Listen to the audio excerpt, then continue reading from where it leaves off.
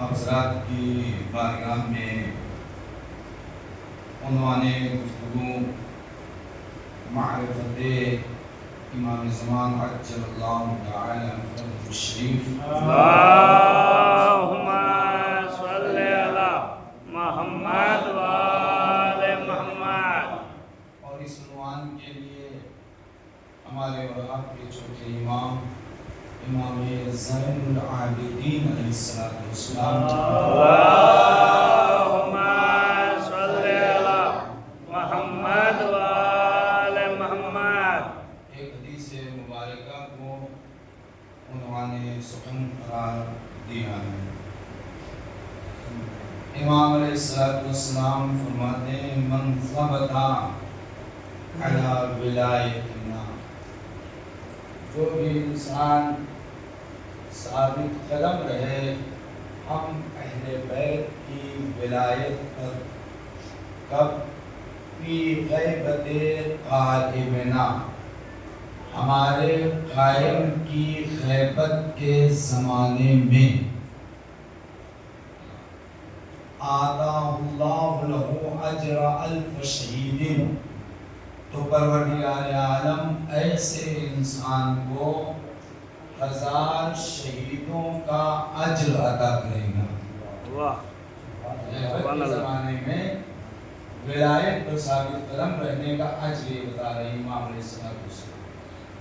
اب اجر 1000 شہیدوں کا اجر، عام شہید نہیں، من شہدائے بدر و احد، شہدائے بدر و احد کے شہیدوں کا اجر پروردگار عالم ادا کرے گا. سبحان اللہ. اس لیے کہ ولایت پر، زمانے غیبت پر ثابت قدم رہنا اتنا آسان مرحلہ نہیں ہے، اتنا آسان کام نہیں ہے. اس لیے کہ یہ زمانہ وہ زمانہ ہے کہ جس میں نہ ہم نے کسی نبی کو دیکھا، نہ ہم نے کسی امام کو دیکھا. ہمارا سارا عقیدہ جو کتابوں میں لکھا ہے، جو علماء صلوات جو محمد والے محمد، اللہم صلی علی محمد و آل محمد، ہمارا سارا عقیدہ، سارا دین کتابوں سے لیا ہوا ہے. ہم نے کسی نبی کو نہیں دیکھا، کسی امام کو نہیں دیکھا. اب اس زمانے میں ولایت پر ثابت قدم رہنا اتنا آسان مرحلہ نہیں ہے. جہاں عقیدوں سے کھیل ہو رہا ہو، جہاں دین کی صورت کو بگاڑنے کی کوشش کی جا رہی ہو، جہاں منبروں سے آ کر ہمارے درمیان کے نہیں مخالفین آ کر اپنی باتیں رکھتے ہیں، 100 باتیں رکھتے ہیں، 100 میں 99 باتیں ہماری کرتے ہیں، اور انہیں 99 باتوں میں سے 99 باتیں تو ہماری کرتے ہیں، ایک بات اپنی رکھ دیتے ہیں. اب ہمارا نوجوان پریشان ہو رہا ہے، مضطر ہے. کیا بات ہے؟ 99 بات جو صحیح کہہ رہا ہے، یہ ایک بات جو یہ کہہ رہا ہے جو ہمارے عقیدے کے مطابق نہیں ہے، ہمارے دین کے مطابق نہیں ہے. تو اس کا مطلب یہ ہے کہ جب 99 باتیں صحیح کر رہا ہے تو یہ ایک بات بھی صحیح کر رہا ہوگا. اور ہمارا نوجوان ہم سے سوال کرتا ہے، پوچھتا ہے، مولانا جب 99 باتیں وہ صحیح کر رہا ہے، 99 باتیں ہمارے عقیدے کے مطابق بتا رہا ہے، تو یہ ایک بات وہ غلط نہیں کہہ سکتا ہے. ہو سکتا ہے ہمارے یہاں کوئی مشکل ہو، ہمیں اپنی کتابوں میں دیکھنا پڑے گا. میرے عزیزوں، میں ان کو جواب دینا چاہتا ہوں، آپ 99 باتیں ہماری نہ کریے، ہماری 2 باتوں کو مان لیجئے، ان فدق کو قبول کر لیجئے.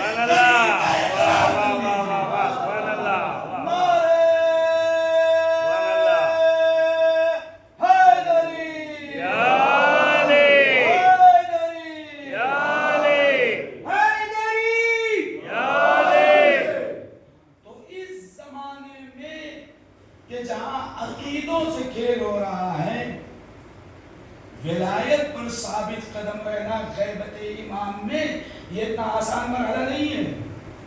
اور آپ دیکھ لیجئے، جنہوں نے نبیوں کو دیکھا تھا، جنہوں نے رسولوں کو دیکھا تھا، جنہوں نے اماموں کو دیکھا تھا، کیا دیکھنے کے بعد وہ ولایت پر ثابت قدم رہے؟ لوگوں نے تو دیکھا تھا نا، رسول اللہ کا زمانہ دیکھا، لوگوں نے امام حسین عالی مقام کی زندگی کو بھی دیکھا، اور لوگ جھوک در جھوک جو مسلمان ہو رہے تھے، گروہ در گروہ جو مسلمان ہو رہے تھے، دستے رسول پہ کلمہ پڑھ رہے تھے. اور اس کے بعد آخری وقت میں جب رسول اللہ نے حج فرمایا ہے تو 1.25 لاکھ حاجی تو موجود تھے، نہیں تھے؟ تاریخ بتا رہی ہے نا، روایت بتا رہی ہے 1.25 لاکھ حاجی موجود تھے. ان 1.25 لاکھ حاجیوں نے اپنی آنکھوں سے دیکھا بھی تھا، اپنے کان سے سنا بھی تھا، ہماری اعتبار سے مظاہرہ بھی کیا تھا کہ رسول اللہ نے علی کو بلند کر کے کہا تھا، من کنت مولا ہو فہذا علی مولا. جس کا میں مولا، اس کے یہ علی مولا. اپنی آنکھوں سے دیکھا بھی تھا. اب رسول کو گزرے ہوئے کتنا دن ہوا؟ کتنا دن ہوا رسول اللہ کو گزرے ہوئے؟ چند دن. کیا ہوا؟ جنہوں نے اپنی آنکھوں سے غدیر کو دیکھا تھا، جنہوں نے اپنے کانوں سے رسول کے فرمان کو سنا تھا، بھول گئے غدیر. اور شہزادی کو جانا پڑا 40 دنوں تک. مہاجر و انصار کے گھر گھر یاد دلا رہی ہے، کیا غدیر بھول گئے؟ کیا غدیر بھول گئے؟ اب ذرا سوچیں کہ جنہوں نے نبی کو بھی دیکھا، جنہوں نے امام حسین علی مقام کی اس مقام کو بھی دیکھا کہ عید کے دن رسول اللہ ناقہ بن رہے ہیں، حسین سوار ہے پشت رسول پر، اپنی آنکھوں سے دیکھا ان لوگوں نے. تو کیا حسین کے چاہنے والے، کیا حسین کے ماننے والے کم تھے جنہوں نے اپنی زبان، اپنے کانوں سے سنا کہ رسول اللہ نے اپنی زبان سے فرمایا، حسین منی وانا من حسین، ان الحسین مصباح الہدی وسفیر بے شک حسین ہدایت کا چراغ، بے شک حسین ہدایت کا چراغ، نجات کی کشتی، اپنے کانوں سے سنا، اپنی آنکھوں سے حسین کے مقام کو بھی دیکھا، لیکن ذرا آپ سوچے کیا حسین کے ماننے والے، کیا حسین کے چاہنے والے صرف 72 ہی تھے جو کربلا میں پہنچے؟ اور بہت زیادہ تعداد اگر آپ لگا لیں، بیماروں کو چھوڑ دیجئے اور لوگوں شامل کر لیجئے تو 200 سے تھوڑی زیادہ تعداد پہنچے گی۔ تو کیا رسول کا کلمہ پڑھنے والے صرف 200 افراد تھے؟ اتنے ہی تھے؟ نہیں، ہم نے تو منظر دیکھا کہ غدیر میں 1.25 لاکھ حاجیوں کا مجمع، ہم نے منظر دیکھا کہ عید کے دن رسول اللہ کے پاس لوگ جھوک آ کے مبارک باتیں دے رہے ہیں۔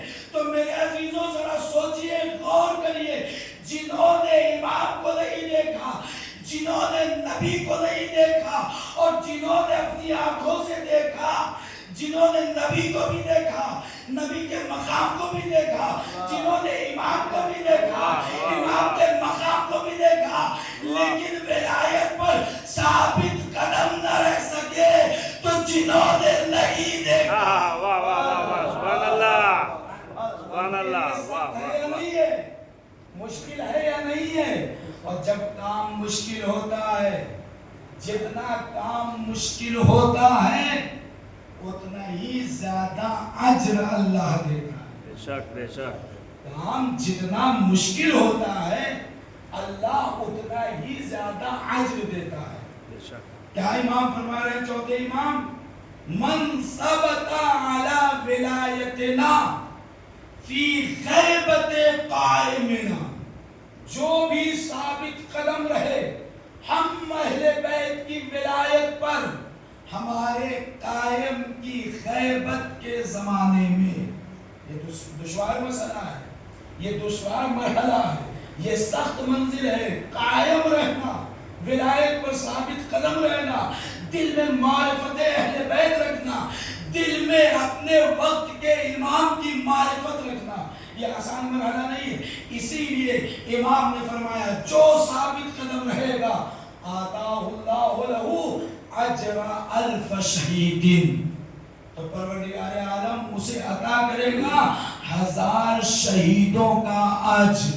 سبحان اللہ، واہ، کون سے شہید؟ عام شہید نہیں، من شہدائے بدر و احد، واہ واہ، اس میں حمزہ سید الشہداء بھی ہے۔ واہ، اور میں شہداء کے اجر کو میں نہیں بیان کر رہا ہوں، صرف خون کے مقام کو سمجھ لیجئے، جو راہ خدا میں خون کا بکتا ہے، میں سارے خون کی بات نہیں کر رہا ہوں، صرف ایک قطرے شہید کے، ایک قطرے خون کا ثواب پروردگار عالم کہتا ہے شہید کا ایک قطرہ روئے زمین پر ٹپکنے نہیں پاتا، اللہ اس کے سارے گناہ معاف کر دے گا۔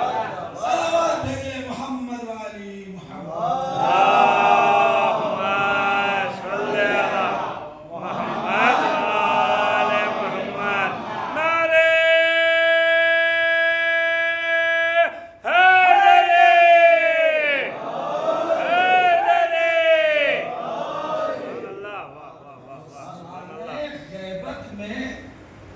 ولایت پر ثابت قدم رہنا آسان مرحلہ نہیں ہے، تو ہمیں اگر ثابت قدم رہنا ہے تو پھر ہماری ذمہ داری کیا ہے؟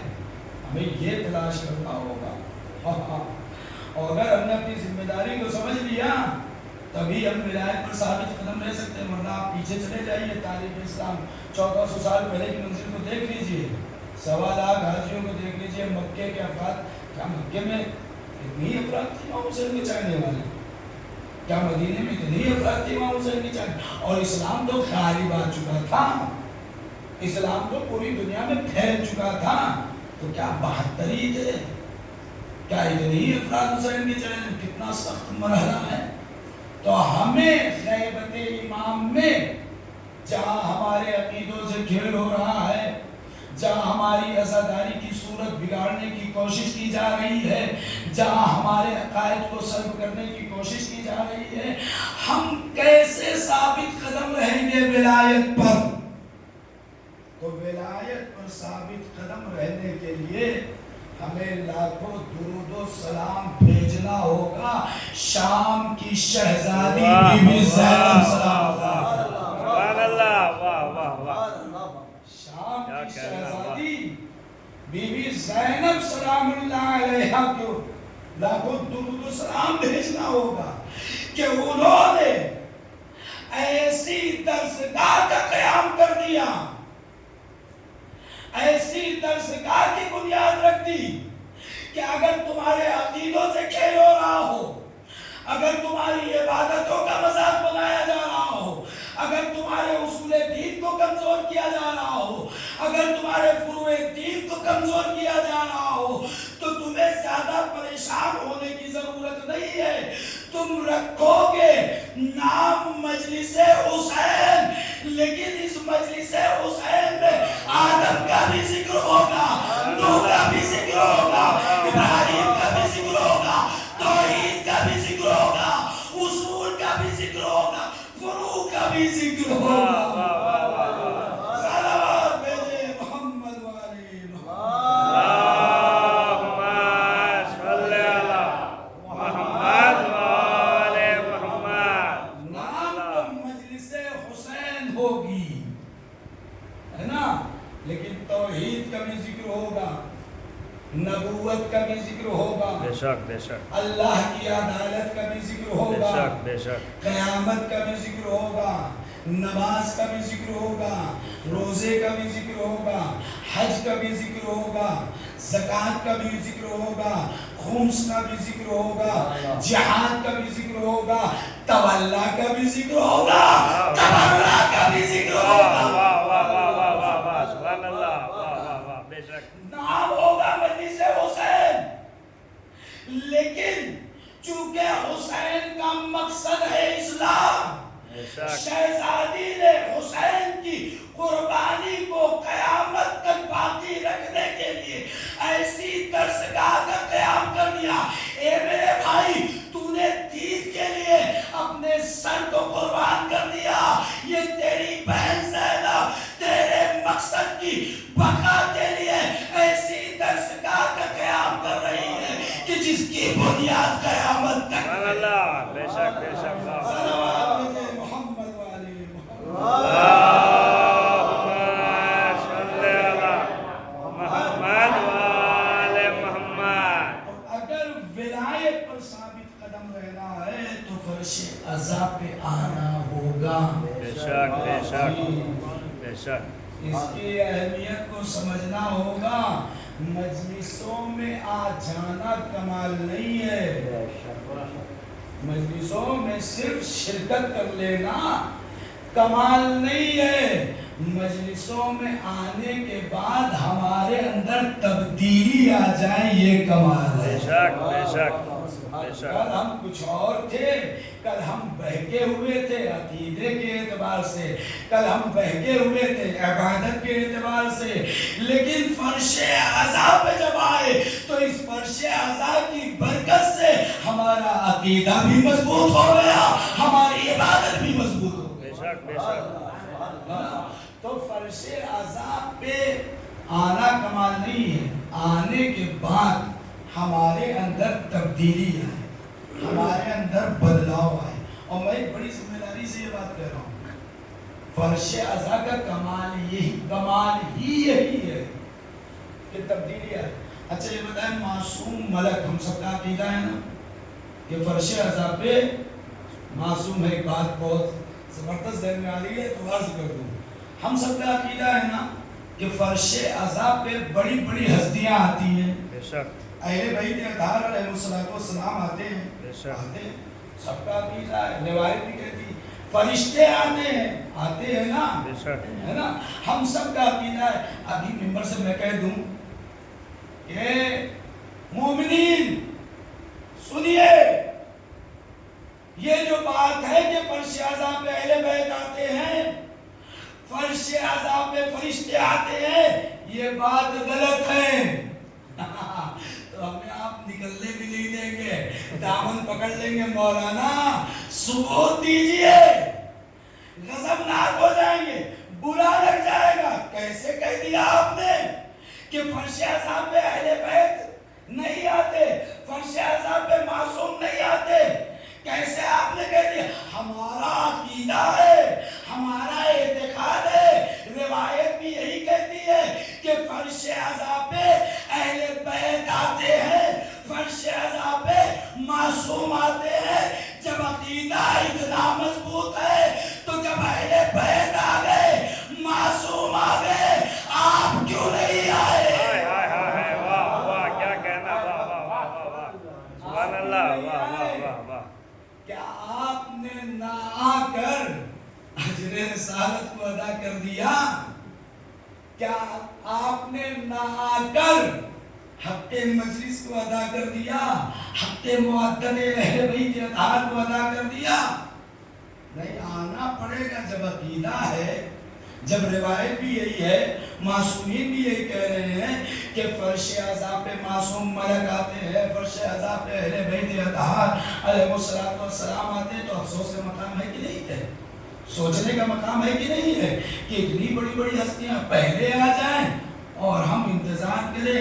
ابھی مولانا تھوڑا سا اور پڑھ لیں، آدھا فجر ختم ہو، 25 منٹ گزر جائے، 20 منٹ گزر جائے، مسائل پہ آ جائیں، تب پہنچیں گے۔ تو یہ حق اجر رسالت ادا نہیں ہو رہا ہے، یہ رسم ہے جو ادا کی جا رہی ہے۔ اور عزاداری کو محفوظ رکھیے، عزاداری کو عبادت سمجھیے، رسم نہیں۔ بے شک بے شک، واہ واہ۔ اور عبادت میں سبقت کی جاتی ہے، عبادت میں پہل کی جاتی ہے، اس لیے کہ حسین معمولی ہستی کا نام نہیں ہے، حسین ہے وارث انبیاء، اور انبیاء کی صفت یہ ہے، قرآن کہہ رہا یسارعون فی الخیرات، انبیاء نیک کاموں میں جلدی کرتے تھے۔ حسین ہے وارث انبیاء، ہم چاہنے والے ہیں حسین کے، جب بھی دیکھی ہو فرش عزا کی شکل میں ہو، جلوس کی شکل میں ہو، جب بھی دیکھی ہو تو وارث انبیاء کے چاہنے والے، ہمیں بھی سبقت کرنا چاہیے۔ سبحان اللہ، کیا کہنا، واہ واہ واہ واہ واہ، سبحان اللہ، واہ واہ۔ بڑا عزاداری جو عبادت ہے وہ بھی ہماری نگاہ میں رسم ہو جائے گی، اور رسم ادا کرنے سے کوئی فائدہ ہوگا نہیں ہے۔ اچھا، فرشتے آتے ہیں، معصومین آتے ہیں فرشتے عذاب پہ، ٹھیک، فرشتے ہیں معصوم۔ کوئی کہہ سکتا ہے کہ فرشتوں نے کوئی گناہ کیا؟ نہیں کہہ سکتا۔ اسی کے اندر اتنی ضرورت ہے جو کہتے ہیں کہ فرشتوں سے گناہ ہوتا ہے؟ نہیں، کہہ ہی نہیں سکتے، نہ تو قرآن کہہ رہا ہے اور نہ ہی روایات کہہ رہی ہے نا۔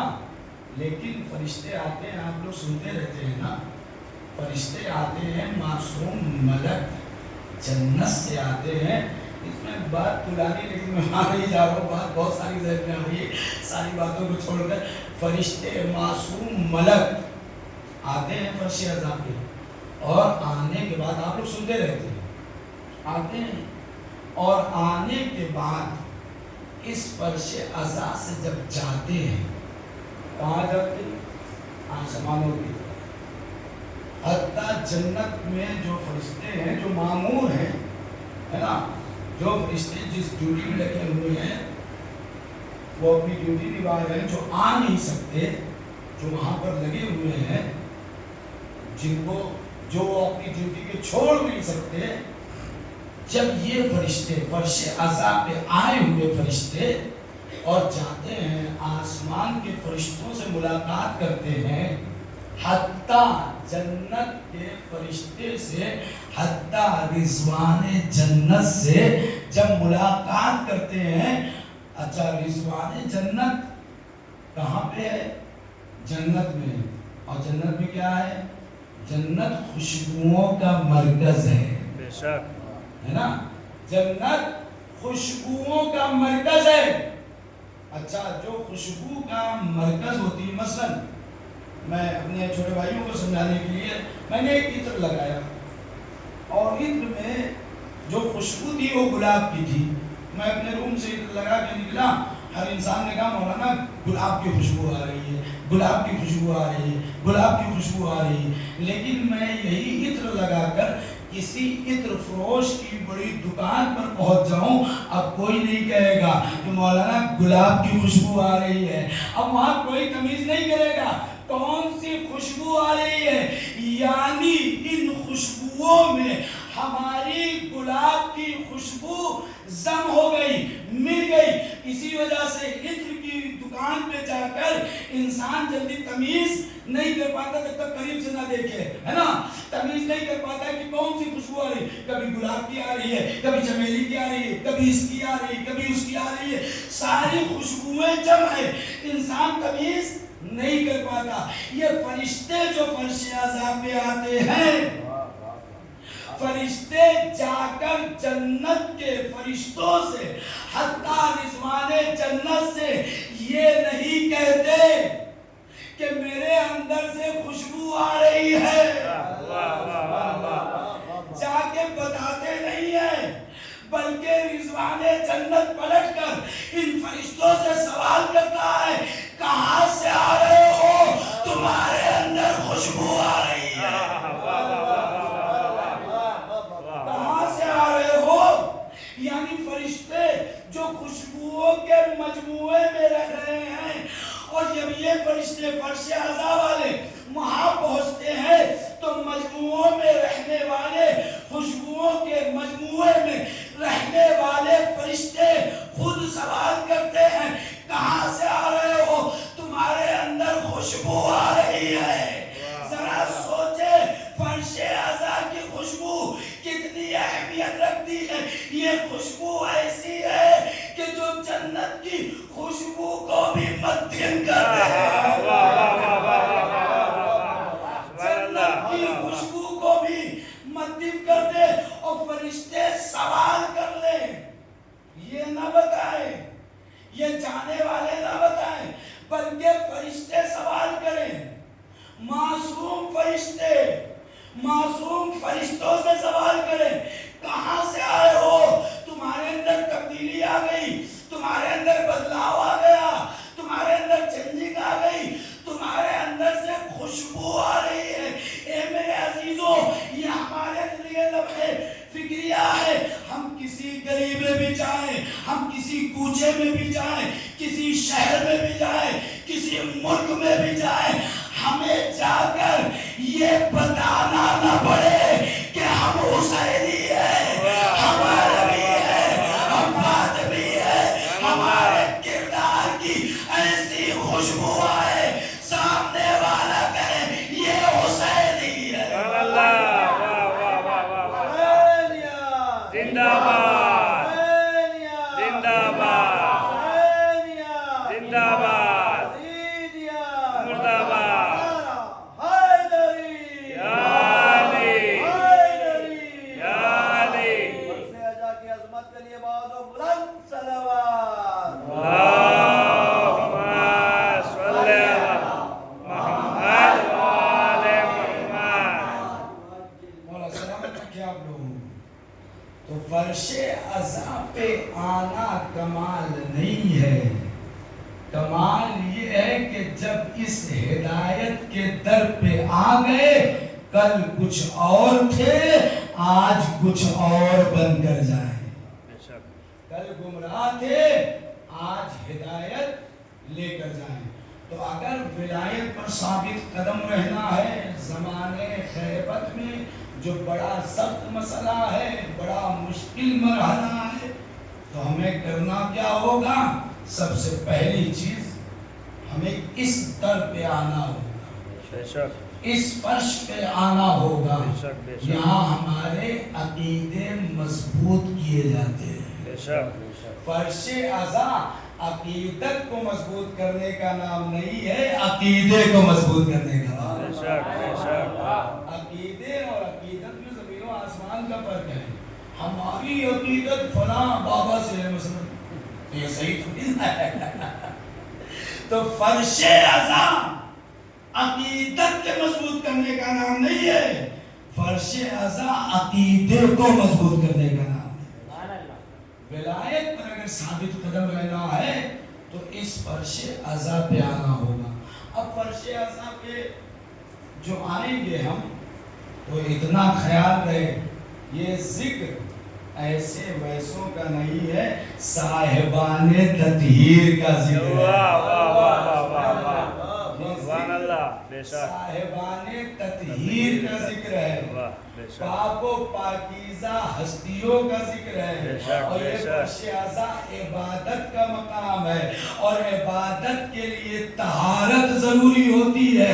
اگر ہم چاہتے ہیں کہ فرش ازا پہ ہمیں جو درس دیا جا رہا ہے وہ درس ہمارا کان سن کر ہمارے دلوں تک اتارے تو علم ہوتا ہے نور, اور نور نجس دلوں میں نہیں آتا. واہ واہ واہ واہ واہ, سبحان اللہ, سبحان اللہ, واہ واہ, نور نجس دلوں میں نہیں آتا, نور ہمیشہ پاک و پاکیزہ دلوں میں آتا ہے. تو ہمیں فرش ازا پہ آنے سے پہلے مانوی اعتبار سے بھی پاک ہونا ہوگا, ظاہری اعتبار سے بھی پاک بے ہونا ہوگا. شک, بے شک, اس لیے کہ یہ ذکر ہے صاحبان تطہیر کا, پاک و پاکیزہ ہستیوں کا ذکر ہے.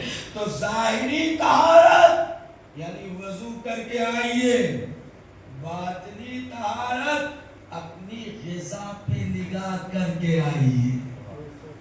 یہ جو ہم کھا رہے ہیں یہ حلال کھا رہے ہیں یہ حرام کھا رہے ہیں, یہ پیغام ہے پوری دنیا کے لیے. میں معذرت آپ لوگوں کے لیے نہیں پڑھ رہا ہوں, ہے نا, یہ اس لیے پڑھ رہا ہوں کہ آپ اس پیغام حسینی کو دوسروں تک پہنچائیں. اس لیے کہ ہر ایک انسان کی ملاقات ہوتی رہتی ہے ہر طرح کے افراد سے, ایسوں سے بھی ہوتی ہے جن کا پورا روزگار حرام ہے.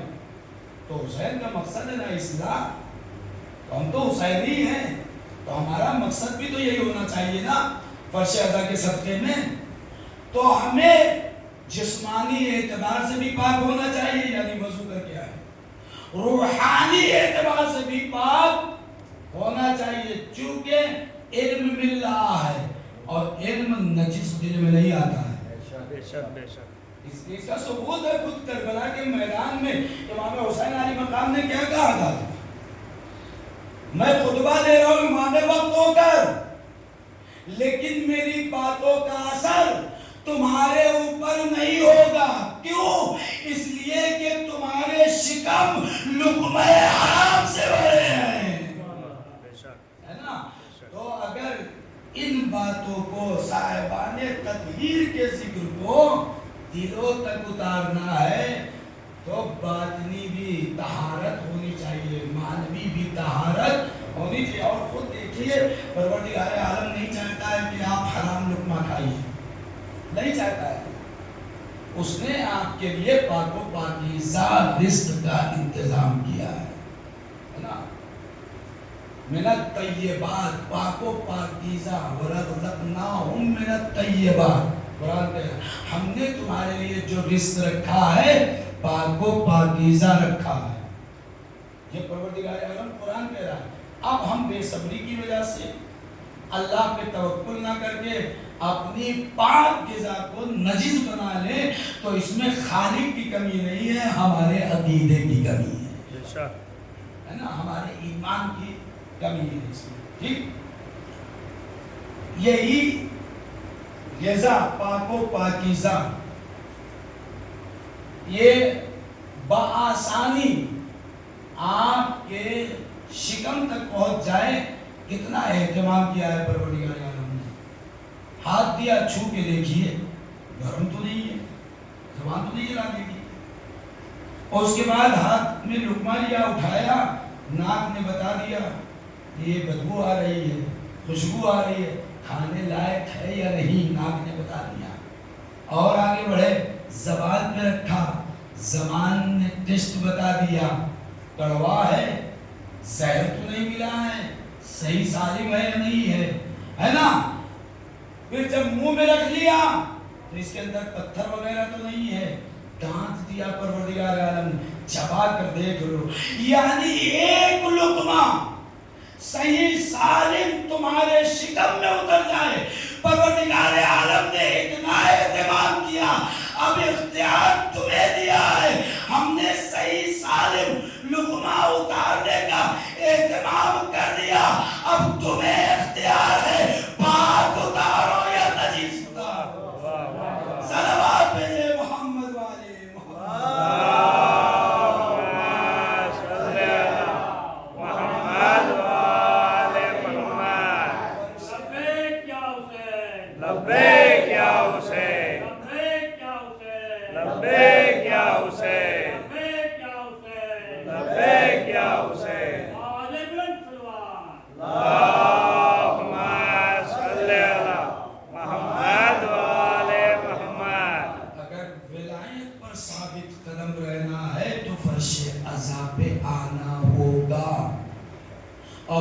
عذاب پہ آنے سے پہلے یہ سوچنا ہوگا یہ ذکر نجس لوگوں کا نہیں ہے، صاحبان تطہیر کا ہے. یہاں علم ملتا ہے اور علم ہوتا ہے نور، اور نور نجس دلوں میں نہیں پاک دلوں میں آتا ہے. پاک و پاکیزہ ہونا ہوگا. اور کیا کرنا ہوگا؟ اخلاص، خلوص. اخلاص کیا ہے؟ اخلاص امام جعفر صادق علیہ السلام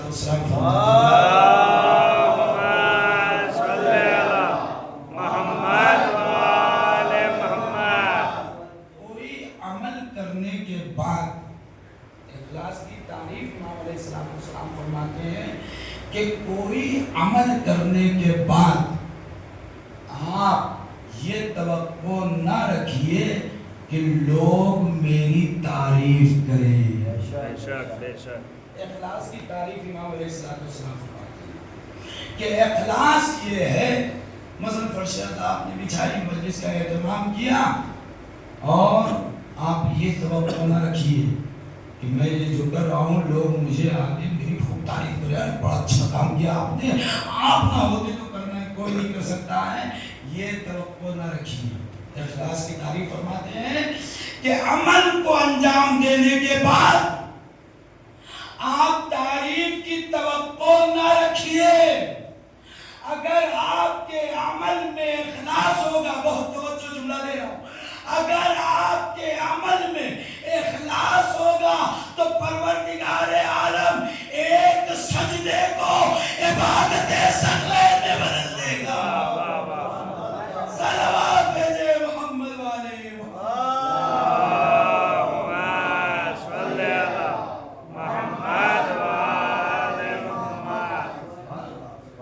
عبادت ثقلین میں علی کی ایک ضربت کو، ضربت علی یوم الخندق افضل من عبادت الثقلین.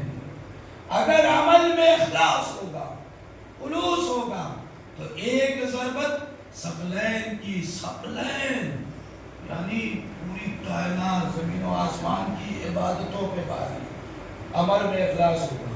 اگر عمل میں اخلاص ہوگا تو آپ میدان جہاد میں، اگر عمل میں اخلاص ہوگا تو مرد مجاہد میدان جہاد میں ہوگا. منافقین کا مجمع ہوگا، منافقین تعریف نہیں کریں گے کہ کتنا بہادر ہے، کتنا اچھا جہاد کر رہا ہے. منافقین تعریف نہیں کریں گے. انسان ہوگا میدان جہاد میں، لوگ ہوں گے نفرت کرنے والے، تعریف کرنے والے لوگ نہیں ہوں گے. لیکن اگر عمل میں اخلاص ہوگا تو پروردگار عالم جبرائیل کو بھیج کر لا فتح الا لا سیف اللہ تعریف کروائے گا. اگر عمل میں اخلاص ہوگا تو ہمیں فرش اعضاء پہ آنا ہوگا خلوص کے ساتھ، اخلاص کے ساتھ. اچھا، فرش اعضاء سے بس آخری بات، فرش اعضاء سے ہم دور کیوں ہیں؟ مثلا ہمارا نوجوان فرش اعضاء سے دور کیوں ہے؟ یہ تو پاک و پاکیزہ ذکر ہے نا، یہاں تو ہدایت ہوتی ہے نا، یہاں تو ثواب ملتا ہے نا، تو پھر ہمارا نوجوان فرش اعضاء سے دور کیوں ہے؟ اس پہ ہمیں توجہ کرنی ہوگی۔ جناب موسیٰ گزر رہے تھے، جا رہے تھے طور پر۔ جناب موسیٰ نے کیا؟ صاحب شریعت نبی، کلیم اللہ، اللہ سے کلام کرنے والے نبی۔ جناب موسیٰ کے زمانے میں ایک نوجوان تھا، اس کے حالات خراب تھے۔ اس داستان کو ہمارے نوجوان اور ہم خود بھی اپنے اوپر فٹ کرتے رہیں۔ دیکھیے ہدایت اسی وقت ہوتی ہے جب ہم باتوں کو سن کر اپنے اندر دیکھیں۔ دوسروں پر انگلی اٹھانے سے پہلے اپنے اندر نگاہ کرنا چاہیے، اور یہ دیکھنا چاہیے جب ہم انگلی اٹھاتے ہیں تو دوسرے پر ایک انگلی اٹھاتے ہیں، 3 انگلیاں کہتی ہے پہلے اپنے آپ کو دیکھ لو۔ تو جناب موسیٰ کے زمانے میں ایک نوجوان تھا، حالات خراب تھے، آتا تھا جناب موسیٰ کے ساتھ، ہر وقت لگا رہتا تھا، ہر وقت جناب موسیٰ کے ساتھ رہتا تھا، موسیٰ کے ساتھ عبادت بھی کرتا تھا، راز و نیاز بھی کرتا تھا، باتیں بھی کرتا تھا، ہر وقت لگا رہتا تھا، لیکن اس کے حالات اچھے ہو گئے، ہے نا؟ ایسے ہی ہوتا ہے، جب حالات خراب ہوتے ہیں تو ہمیں مسجدیں نظر آتی ہیں، جب حالات خراب ہوتے ہیں تو ہمیں علم نظر آتا ہے، ہمیں زری نظر آتی ہے، ہمیں فرش نظر آتا ہے جب حالات خراب ہوتے ہیں۔ لیکن جیسے ہی حالات اچھے ہو جاتے ہیں تو مسجدوں سے بھی دور، فرش اعضاء سے بھی دور، عبادتوں سے بھی دور، جلوسوں سے بھی دور، ہوتا ہے کہ نہیں ہوتا ہے؟ ہم لوگ اس کو اپنے اندر دیکھیں، تلاش کریں، ہے نا؟ یہ ہدایت کا مرکز ہے۔ تو اس کے حالات اچھے ہو گئے، جو نوجوان تھا اب جناب موسیٰ سے دور ہو گیا۔ جناب موسیٰ جا رہے تھے طور پر، دیکھا اس نوجوان کو، جناب موسیٰ نے سوال کیا کیسے حالات چل رہے ہیں؟ تو کہہ رہا بہت اچھے حالات چل رہے ہیں، نہ کوئی بیماری ہے، نہ کوئی پریشانی ہے، نہ کوئی آزاری ہے، کچھ بھی نہیں، بہت بہترین حالات چل رہے ہیں۔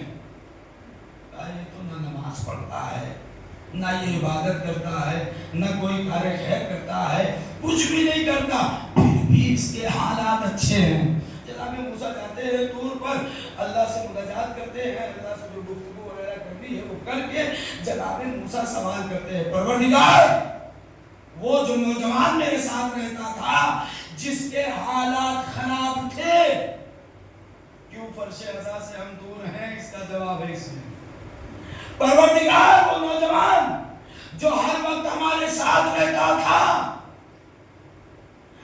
اب وہ مجھ سے دور ہو گیا اور اس کے حالات اچھے ہو گئے۔ وہ تو کہتا ہے نہ کوئی پریشانی ہے، نہ کوئی بیماری ہے، کچھ بھی نہیں ہے۔ اللہ نے کہا موسیٰ وہ حقیقت میں بیمار ہے، حقیقت میں وہ بیمار ہے۔ کہا پروردگار وہ ظاہری ٹھیک ہے، کوئی بھی بیماری نہیں، وہ تو کہتا ہے میں صحیح سالم ہوں، دکھتا بھی صحیح سالم ہے۔ پروردگار وہ بیمار نہیں ہے۔ کہا موسیٰ میں نے اسے بیمار کر دیا۔ پروردگار اسے کون سی بیماری دی؟ کہا میں نے اس سے اپنے ذکر کی لذت کو چھین لیا۔ ہم فرش اعضاء سے دور کیوں ہیں؟ ہم نے مانگا تو حسین سے، ہم نے مانگا تو حسین کے عباس سے، ہم نے مانگا تو حسین کی اولاد سے، لیکن ملنے کے بعد ہم بھول گئے، ہم بھول گئے، ہم نہیں بھولے، ہمیں بھلا دیا، ہماری توفیق کو سلب کر لیا۔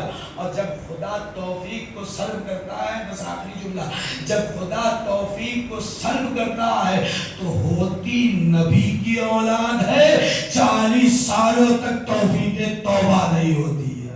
کیا کہنا، جناب یعقوب کا واقعہ مشہور ہے، جناب یوسف کے بھائیوں کا، 40 سالوں تک توفیق توبہ نہیں ہوئی۔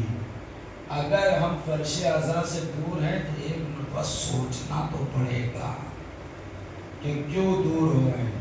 اے اللہ نے ہم سے اس فرش کی توفیق کو تو نہیں سلب کر لیا ہے، اس ذکر کی لذت کو تو نہیں سلب کر لیا ہے پروردگار عالم نے. تو اگر زمانے غیبت میں ولایت پر ثابت قدم رہنا ہے تو ہمیں فرش عزا پہ آنا ہوگا, یہاں سے علم لینا ہوگا. یہاں سے علم لینے کے لیے ہمیں اپنے آپ کو پاک کرنا ہوگا, اپنے عمل میں اخلاص پیدا کرنا ہوگا. بس عزیزو بات کو یہی پر روک رہا ہوں, انشاءاللہ یہی سے بات کل شروع کروں گا. یہ ایام اہل بیت اطہار علیہ السلام کے لیے مصیبت کے ایام, بڑی سخت منزل ہے اہل بیت اطہار علیہ السلام. سوچے ذرا کربلا میں کتنے ظلم اٹھائے گئے ہیں اہل بیت اطہار علیہ السلام کے اوپر. حسین کو قتل کر دیا گیا, حسین کے اصحاب کو قتل کر دیا گیا, حسین کے بچوں کو قتل کر دیا گیا, حسین کے عزیزوں کو قتل کر دیا گیا. اور قتل ایسے ویسے نہیں, بے رحمی سے قتل کیا گیا. امام فرماتے ہیں میرے جد حسین کو ایسے ذبح کیا گیا جیسے جانوروں کو ذبح کیا گیا.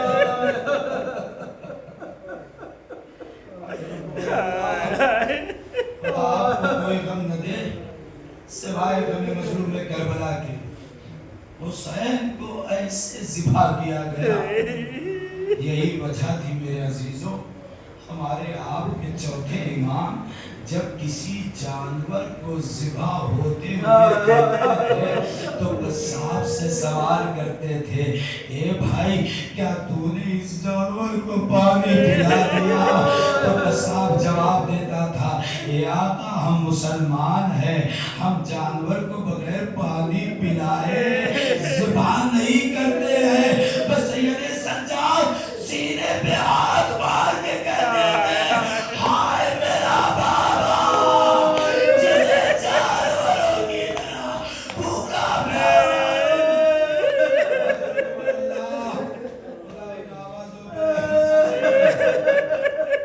امام جب پانی دیکھتے تھے روتے تھے, امام جب غذا دیکھتے تھے روتے تھے. امام نے دیکھا ایک شخص آواز دے رہا ہے, میں غریب الوطن ہوں, میری مدد.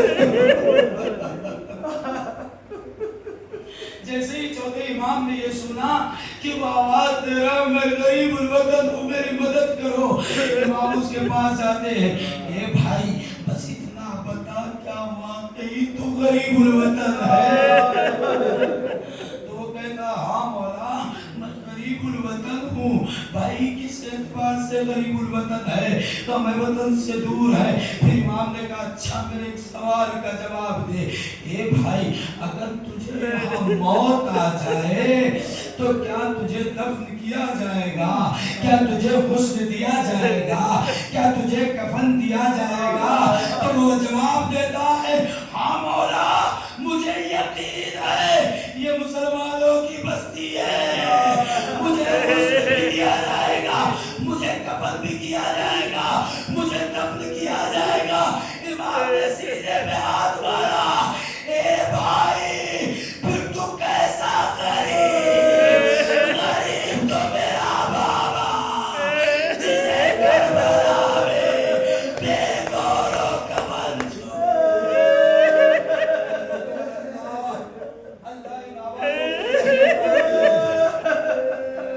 امام فرماتے جب آپ چیخ کر روتے ہیں نا آپ کے اوپر امام دعا فرماتے ہیں اللہ رحمت نازل کرے ان آوازوں پر جو ہمارے جد کے غم میں چیخ کر بلند ہوتی ہے. امام ان کی مصیبت کے ایام ہیں جنہیں رونے نہ دیا گیا. اگر روتی ہے سکینہ تو تماچے مارے جاتے ہیں, اگر روتی ہے سکینہ تو تازیانے مارے جاتے ہیں.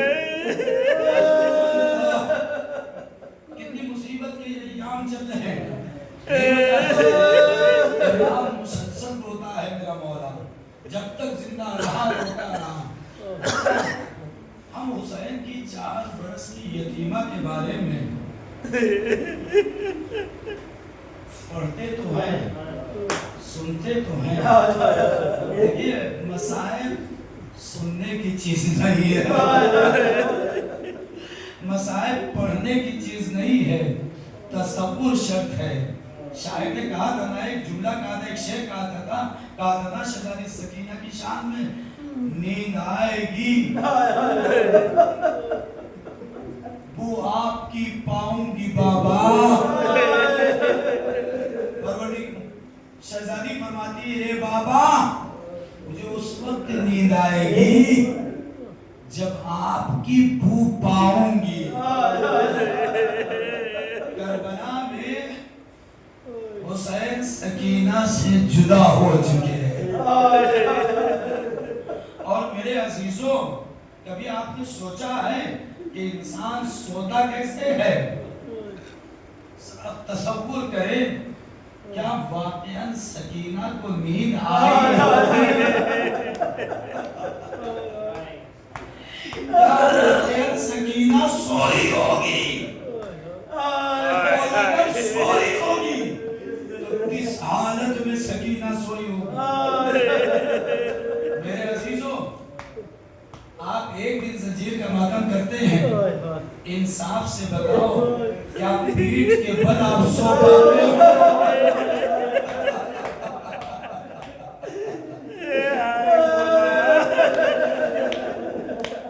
اگر کسی کے گال پہ، کسی کے کان میں زخم ہو تو کیا وہ اس کان کی کروٹ لے کر سو سکتے